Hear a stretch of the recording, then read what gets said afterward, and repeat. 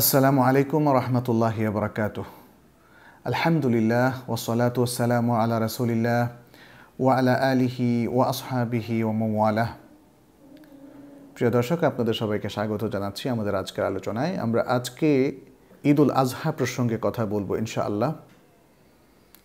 ঈদ উল আজহা ইসলামের অন্যতম সুন্নাহ ভিত্তিক দুটো ঈদের একটি হচ্ছে ঈদ উল ফিতর আর একটা হলো ঈদ উল আজহা। রাসূলুল্লাহ সাল্লাল্লাহু আলাইহি সাল্লাম যখন তিনি মদিনা হিজরত করে আসলেন, তখন তিনি সেখানকার লোকদেরকে দেখলেন তারা দুটো ঈদ উৎসব পালন করছে এবং তিনি জিজ্ঞেস করলেন এগুলো কি। তখন তাকে বলা হলো এগুলো জাহিলি যুগ থেকে প্রচলিত দুটো ঈদ উৎসব, মাহরাজান এবং নৈরোজ ইত্যাদি একাধিক প্রসঙ্গ সেখানে এসছে। রাসূল সাল্লাল্লাহু আলাইহি সাল্লাম তখন বললেন যে আল্লাহ তাআলা তোমাদেরকে এই দুটো ঈদের পরিবর্তে আরও উত্তম দুটো ঈদ তোমাদেরকে দিয়েছেন, একটা হচ্ছে ঈদ উল ফিতর আর একটা ঈদ উল আজহা। ঈদ উল আজহা, আজহা এখানে যে কথাটি এসেছে সেটা আদাহি থেকে এসেছে। আদাহি শব্দটি উদহিয়া শব্দের বহুবচন। উদহিয়া মানে হচ্ছে কোরবানি করা। দাহা, যেটা হাদিসের মধ্যে আমরা দেখেছি, একাধিক হাদিসে এভাবে এসছে, দাহা রাসূলুল্লাহ সাল্লাল্লাহু আলাইহি ওয়াসাল্লাম, রাসূলুল্লাহ সাল্লাল্লাহু আলাইহি ওয়াসাল্লাম কুরবানি করলেন। তাইলে দাহা মানে কোরবানি করা, সেখান থেকে উদহিয়া এবং তার বহুবচন হচ্ছে আদাহি, এবং সেখান থেকে আদহা শব্দটি এসেছে।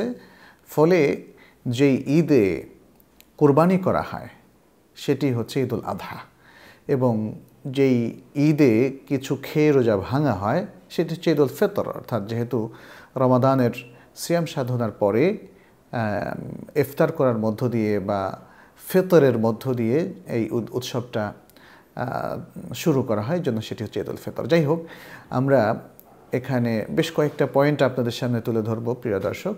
এক, ঈদ উল আজহার বিধানটা কী, অর্থাৎ কুরবানি করার হুকুমটা কী, এবং ঈদ উল আজহার সালাত রয়েছে, সেই সালাত পড়ার বিধানটা কী, এবং ঈদ উল আজহার সাথে কিছু আদব এবং শরঈ বিধান সংশ্লিষ্ট রয়েছে। যেমন যখনই জিলহজ মাস এসে যায়, মাসের শুরু থেকে যারা কোরবানি করবেন তাদের জন্য কিছু বিধান রয়েছে, সেগুলো আমরা আলোচনা করব। প্রথমেই আসা যাক সালাতুল ঈদ। দুই ঈদের সালাহ, এটি ওয়াজিব নাকি সুন্নাহ? বলে আমাদের মধ্যে ইখতিলাফ রয়েছে। কেউ সেটিকে ওয়াজিব বলেছেন এবং কেউ সেটিকে সুন্নাহ বলেছেন। অধিকাংশ আমাদের মতে এই দুই ঈদ হচ্ছে, ঈদের সালাত হচ্ছে সুন্নাহ।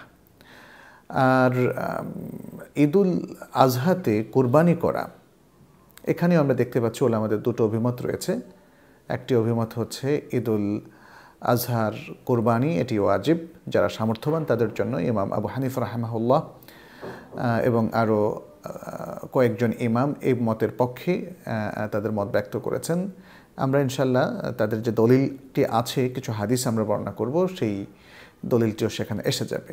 আর অধিকাংশ আমাদের বক্তব্য হচ্ছে ঈদুল আজহার যে কোরবানি সেটি সুন্নাহ, সেটি একটি অত্যন্ত বড় রকমের ইবাদত, কোনো সন্দেহ নেই, তবে সেটি সুন্নাহ, ওয়াজিব নয়, সামর্থ্যবানদের জন্য। কখন কোরবানি করবে? কোরবানি করার নিয়মই হচ্ছে সালাতুল ঈদের পরে। সালাতুল ঈদের পরে, সালাতুল ঈদের আগে রাসূল সাল্লাল্লাহু আলাইহি ওয়াসাল্লামের সুন্নাহ হচ্ছে যে তিনি ঈদুল আজহায় সালাতের আগে কিছুই খেতেন না, এবং তারপরে সালাত যখন তিনি আদায় করতেন, সালাতের পরে কোরবানি হয়ে যাওয়ার পরে তার গোশ রান্না করে ভক্ষণ করতেন। তাহলে এটা হচ্ছে রাসূল সাল্লাল্লাহু আলাইহি ওয়াসাল্লামের সুন্নাহ। রাসূল সাল্লাল্লাহু আলাইহি ওয়াসাল্লাম কীভাবে কোরবানি করেছেন এবং কয়টা কোরবানি করেছেন তার পরিবারের পক্ষ থেকে, সেগুলো আমরা হাদিসের মধ্যে স্পষ্টভাবে জানতে পারবো ইনশাআল্লাহ।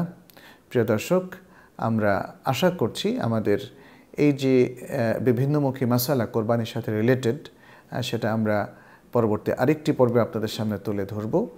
আমরা আজকের এই পর্বে যে আলোচনা করলাম তার মাধ্যমে আমরা জানলাম যে কোরবানি করা একটা বড় ধরনের ইবাদত এবং রাসূল সাল্লাল্লাহু আলাইহি ওয়াসাল্লামের বড় সুন্নাহ।